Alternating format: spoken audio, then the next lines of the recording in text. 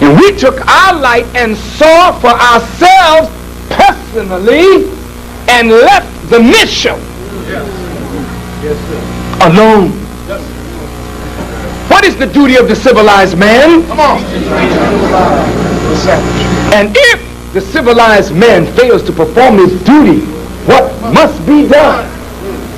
So we'll be on our job and we'll let a little Islam out.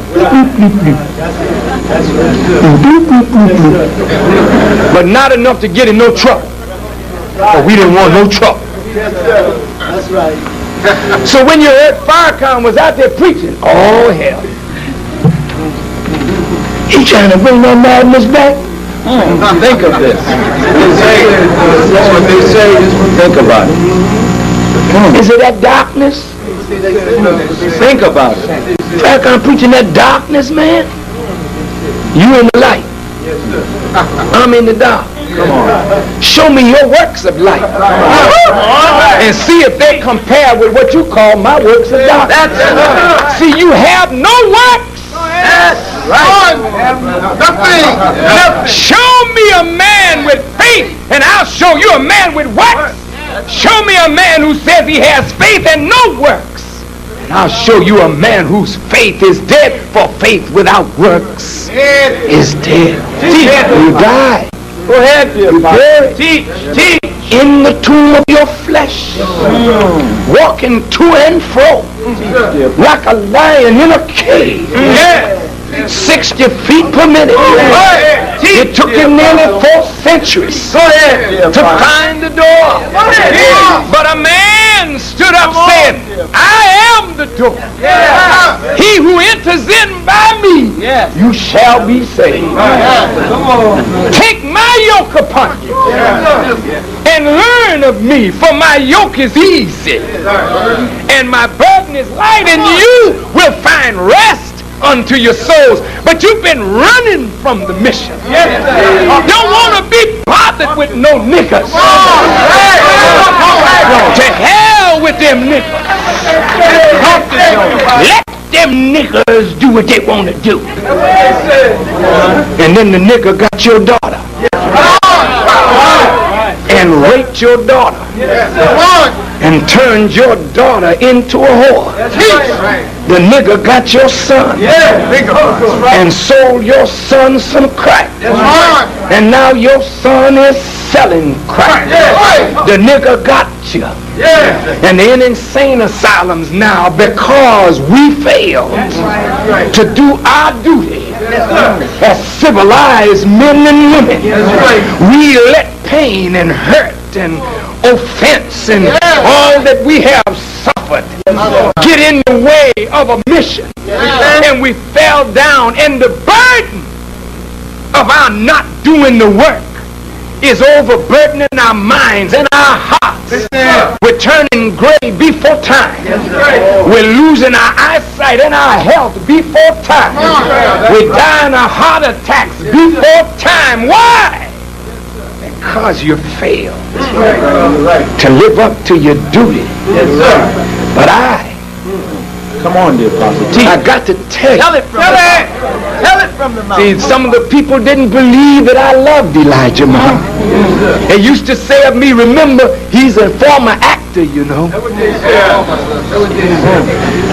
And I sent word to Brother Sharif in Chicago after the 70,000. I told his press officer, I said, I understand you all say I'm an actor. So if I'm acting, you a believer. You go back and tell the Supreme Council that he need to act like me.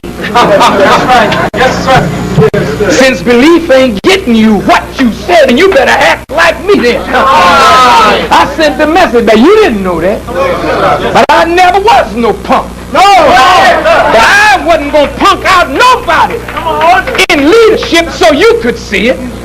But when I get them behind the closed door, I kick your ass. Yes,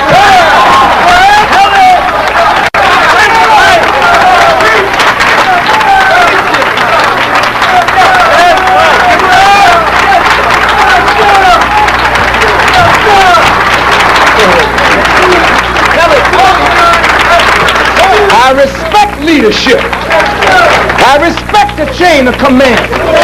But there is no God but Allah, and truth is what we bow down to. No personality. Truth got to be the Lord in our life.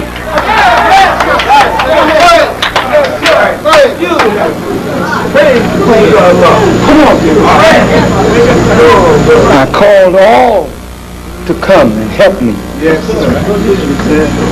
But they couldn't see their way in helping me. So I had to do it with those who didn't know and those who didn't understand. I thank Allah for you, Brother Kareem. Because Brother Kareem met me in a night of love. I was in New Jersey, and he knew the people I was talking to were hostile against me. But he stood up and said, I got your back. I preached that night, and he came. He asked me, where's your security? I came by myself.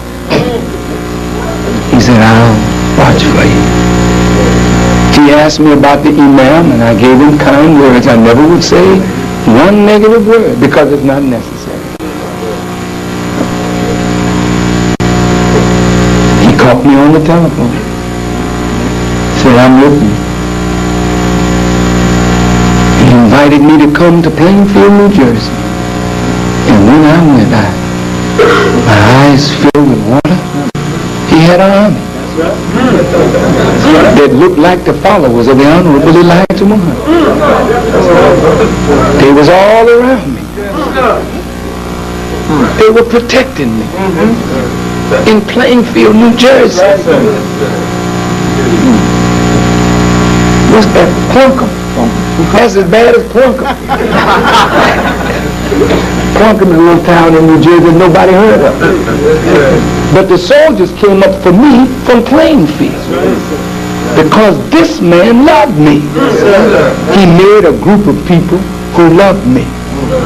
And the reason I sent him to New York is because I knew he had the strength of conviction and faith to stand not only on the word, but on his love for his brother, because he knew his brother from the spirit. That I wouldn't rob you, teacher. I would not do that to you. Yes, sir. We know it, dear. I would not lie to you knowingly. And I would give my life for you. We know it, dear. I love you. Yes, sir. We know it. I was born into this world to serve the Honorable Elijah Muhammad in serving you. Yes, sir. I wouldn't willfully do you no harm, and he knew that. So he was the man to start things off for the nation of Islam. So whenever we meet, Brother Kareem, we honor you whether you're present or absent. Yes, sir. Yes, because you were the foundational rock. That number 7, the new number 7, is built upon. Now I conclude. My dear brother Yusuf is gone. How best can we honor him? We can build a memorial to this great man. But the best memorial I know is to make Islam that he gave his life for and lived his life for. Make Islam great. And let Yusuf see the black man rise up again as soldiers of Allah. Talk to the black man. Let Yusuf in the spirit realm feel that we who are he left behind here will not let his memory down. Since he made us soldiers and the black man is by nature a soldier, let's go and make all these black men in Harlem soldiers and keepers of the flame. That's right. That's your job. Yes, sir. You're not too old, my dear brothers on the front row. No, sir, not these, brother. Brother Uthman, you're not old. That's right. That's right. Brother Takbir, you're not old. You're young men. Brother Khaldoon, you're not old. You're young. And you're full of wisdom. And a whole city or state could awaken from your lips alone. You don't